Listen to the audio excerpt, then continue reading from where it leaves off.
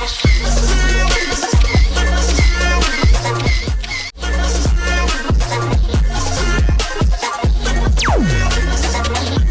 जवाब भी दीजिएगा, लेकिन साथ ही साथ जिस विकास के एजेंडे की आप बात कर रहे हैं वो जरा पॉइंट वाइज कुछ गिनवाइए। नहीं, पॉइंट वाइज जो उन्होंने कहा मैं उत्तर देता हूं। सबसे पहले तेल की कीमत मैं याद दिलाना चाहता हूं।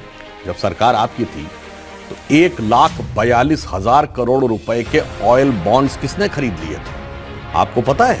विद इंटरेस्ट आज वो 2 लाख करोड़ हो गया।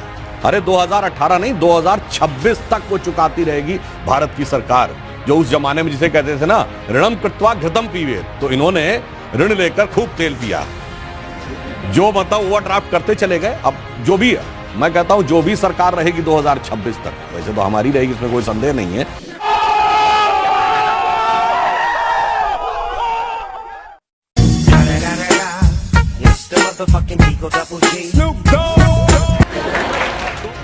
अब उस दिल्ली तक पहुंचने के 2 रास्ते हैं, एक अखिलेश और मायावती जी वाला एक्सप्रेसवे है और एक योगी जी और मोदी जी वाला एक्सप्रेसवे।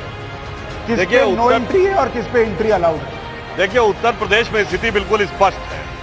एक आपने सुना होगा ना पुरानी पंक्ति, लाख छुपाओ छुप न सकेगा, राज हो कितना गहरा, और दिल की बात बता देता है असली नकली चेहरा। तो परसों जाने अनजाने में निकल गया प्रियंका जी के मुंह से कि हम तो वोट कटाने के लिए खड़े हैं।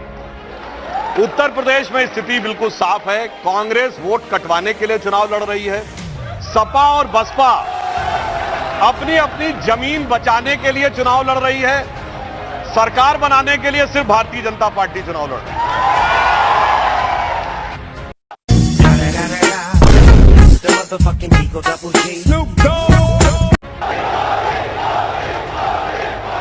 इसलिए मैं एक पंक्ति में कहना चाहूंगा कि राहुल बबुआ और बुआ जी, राहुल बबुआ और बुआ जी, सबका संकट एक है, जीत रहा है जो चौकीदार, चूंकि नियत में एक है।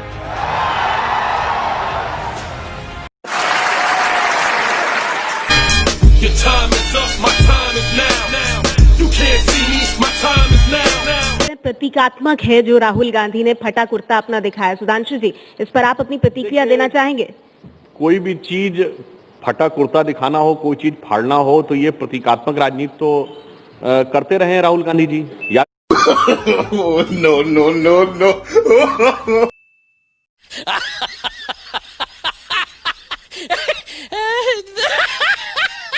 खत्म,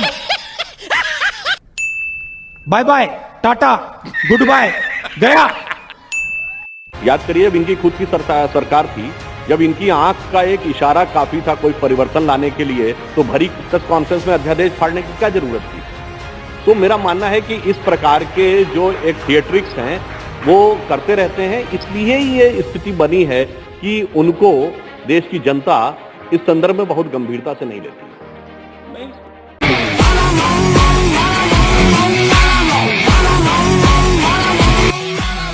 साल जो सत्ता में है उसको अपना रिपोर्ट कार्ड प्रस्तुत करके वोट मांगना होता है।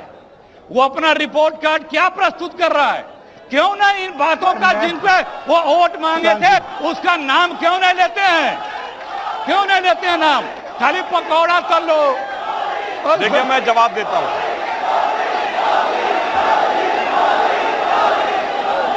देखिए, मैं जवाब देता हूं। मैं भी कहना चाहता हूं आदरणीय अखिलेश जी से कि देखो भैया, अगर हमारी इनकी इस बात में जरा भी हकीकत होती तो इनके राष्ट्रीय अध्यक्ष राहुल गांधी जी को अपने को बचाने के लिए बहना को बुलाने की जरूरत न होती। और जब वो उनकी बहन जी आई राजनीति में और उन्होंने हकीकत देखी तो उन्होंने, जानते हो क्या कहा? वो एक पुराना पंक्ति आपको बताता हूं, आपने बहुत सुना होगा, पुराना गीत की एक पंक्ति थी कि दूर कोई गाए धुन ये सुनाए, भाग मेरे भैया रे, आया है तेरा दैया रे। और भैया ऐसे भागे कि अमेठी के साथ वायनाड में फांद के चले गए। तो अगर इनकी बातों में रत्ती भर भी हकीकत होती तो न राहुल जी को वायनाड से लड़ने की जरूरत होती, न बबुआ को बुआ की गोदी में बैठने की जरूरत होती।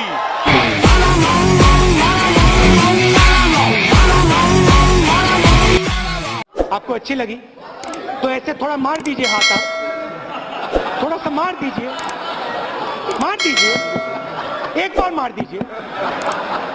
क्यों कष्ट हो रहा है आपको? अगर अच्छी लगी मार दीजिए।